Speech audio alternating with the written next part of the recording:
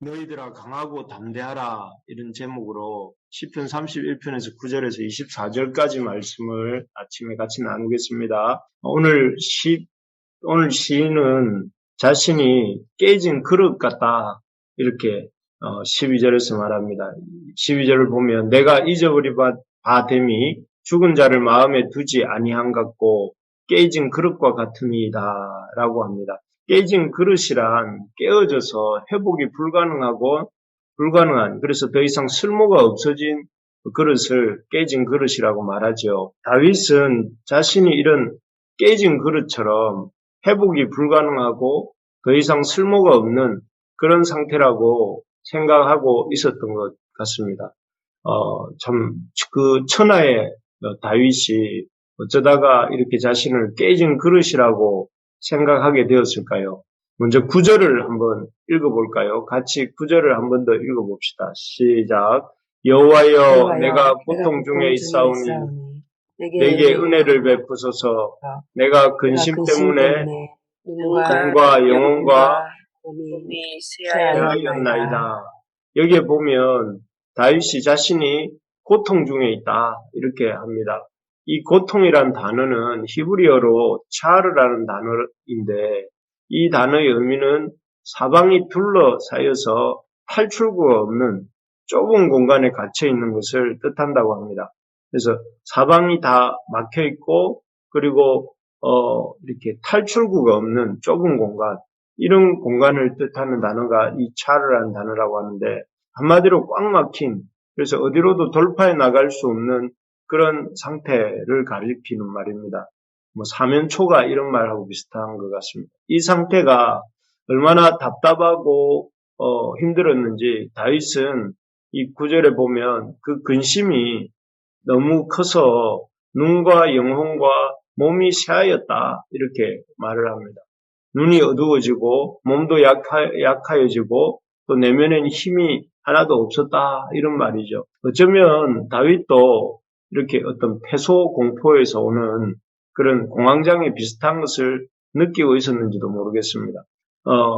개인적인 상황만 나쁜 게 아니었어요. 육체적인 상황만 또 이렇게 나쁜 게 아니었고 다윗과 주변 사람들의 관계도 힘든 상황이었습니다. 그래서 11절을 보면 제가 한번 읽어보겠습니다.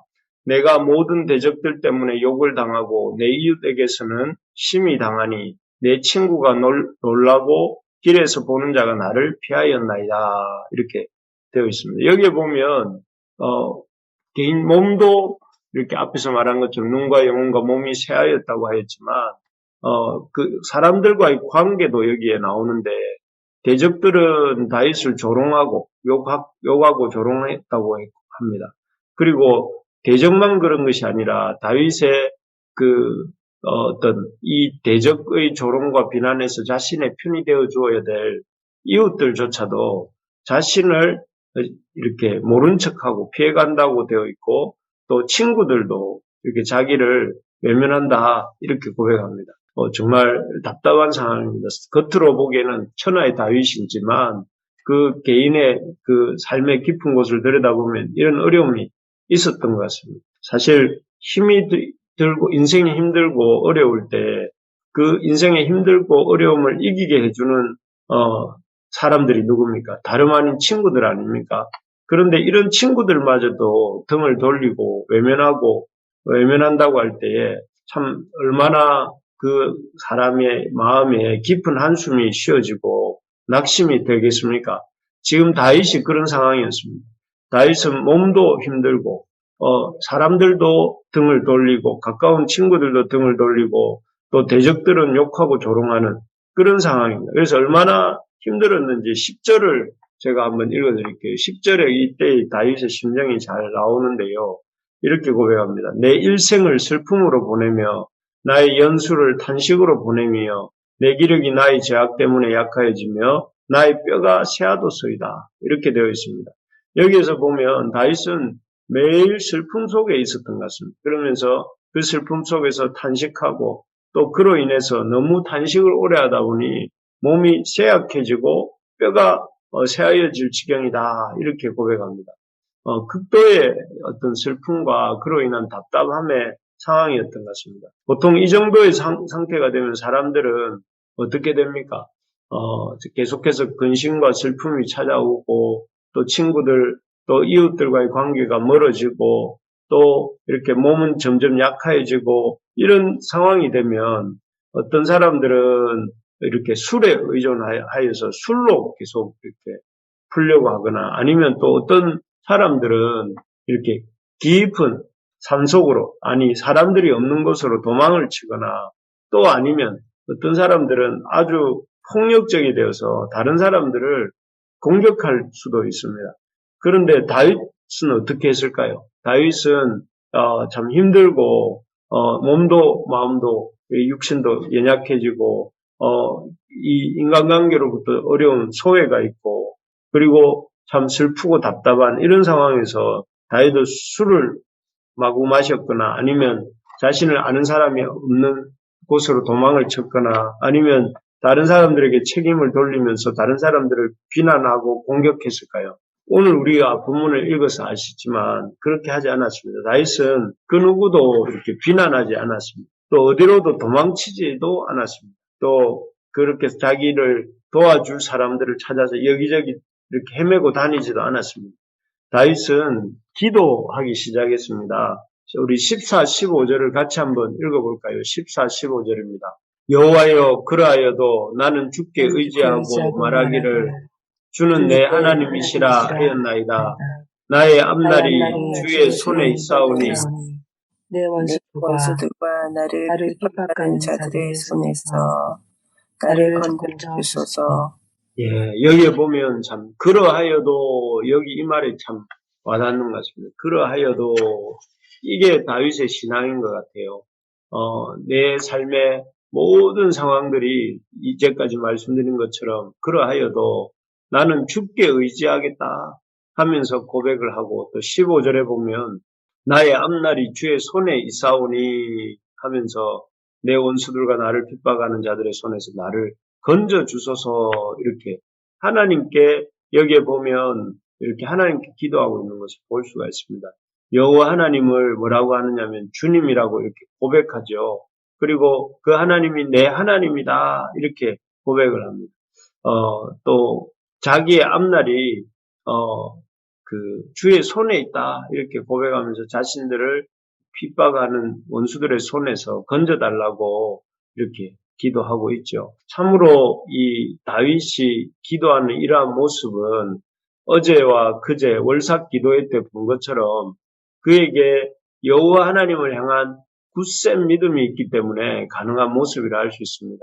참 여호와를 정말로 믿는 믿음의 사람이구나 하는 것을 이 위기의 순간에 인생의 고난의 순간에 다윗의 모습 속에서 우리가 볼 수 있다 하는 것이죠. 여호와를 향한 이런 다윗의 굳센 믿음 우리가 계속해서 보고 있는데요. 시편 30편, 31편을 통해서 계속 보고 있는데 다시 한번 오늘 이 아침에 정리하고 내일부터는 또 고린도 후서가 시작되는데 오늘 이 시편 30편, 31편을 우리가 이번 한 달간 좀 붙들면서 이렇게 나가려고 하는데 다윗이 그 시편 30편과 31편을 통해서 우리에게 보여주는 여호와를 향한 굳센 믿음이 무엇인가 하면 다윗이 믿는 하나님은 자신을 건져주시는 부르짖는 자의 기도를 들으시고 그 고난의 구덩이로부터 건져주시는 하나님이다 하는 것입니다.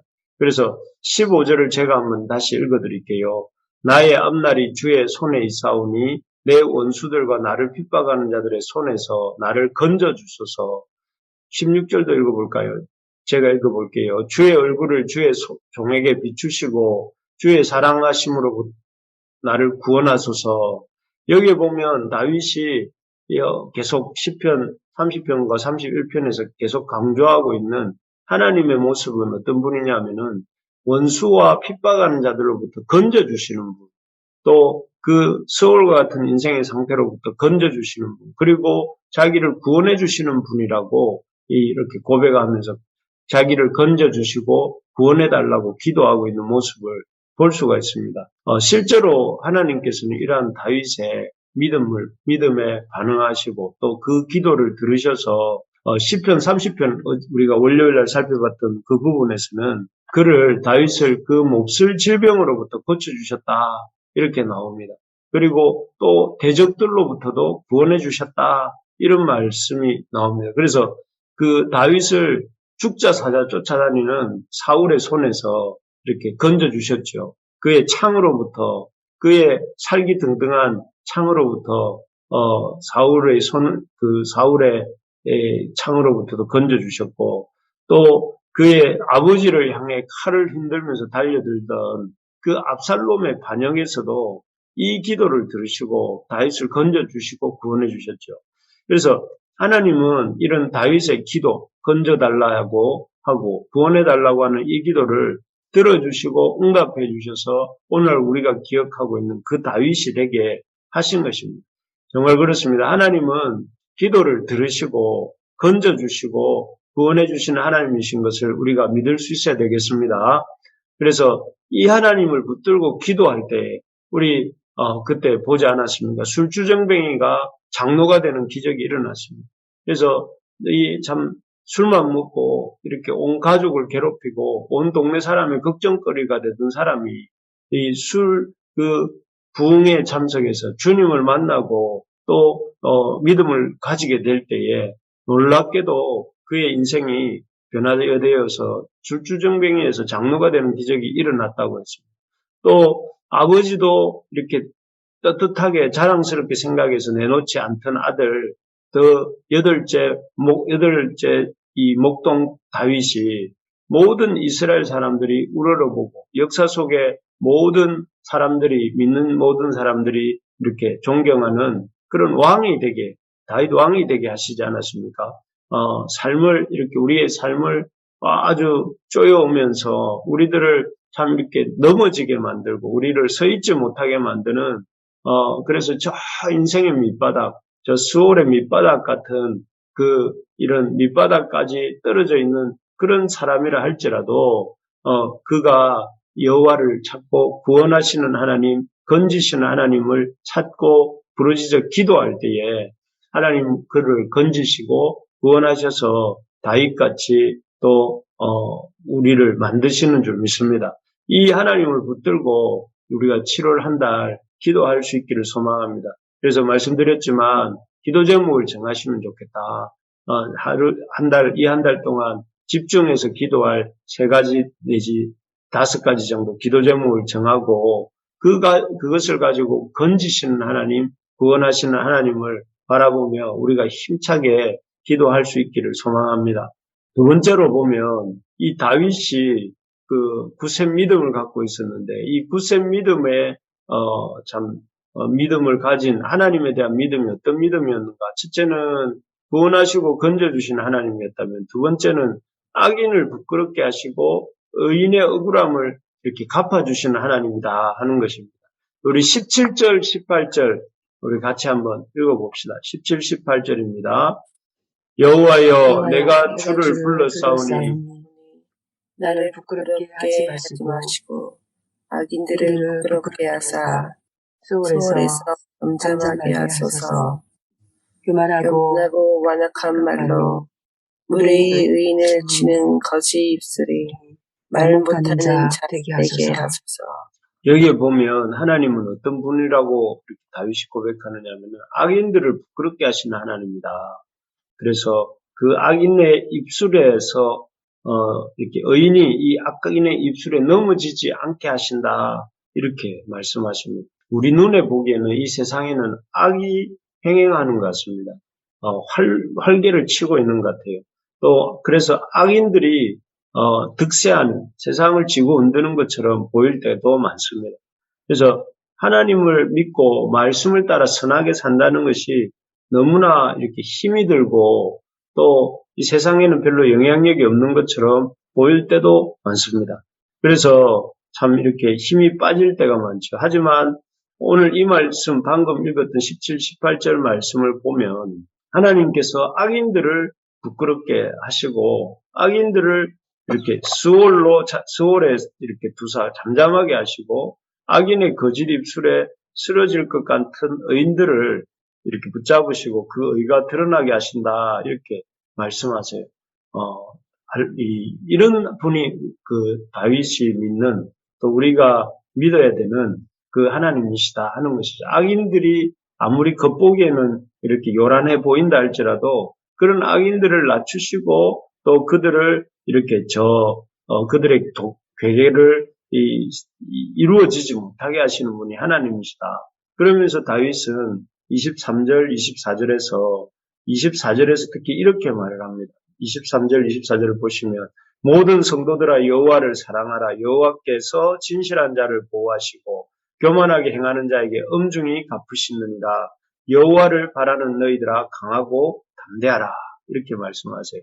그래서 여호와를 믿는 너희들아 강하고 담대해지라고 하면서 왜냐하면은 여호와께서 진실한 자를 보호하시고 교만하게 행하는 자에게 엄중히 갚으시기 때문에 이렇게 강하고 담대하라 이렇게 말합니다. 참 거친 세상입니다. 그래서 참 악한 사람들의 삶이 이렇게 거센 파도처럼 휘몰아치고 있는 시대입니다. 그러다 보니 참 말씀대로 하나님의 말씀대로 또 믿음을 가지고 살아가는 것이 참 드물고 자꾸만 귀해지는 시대인 것 같습니다.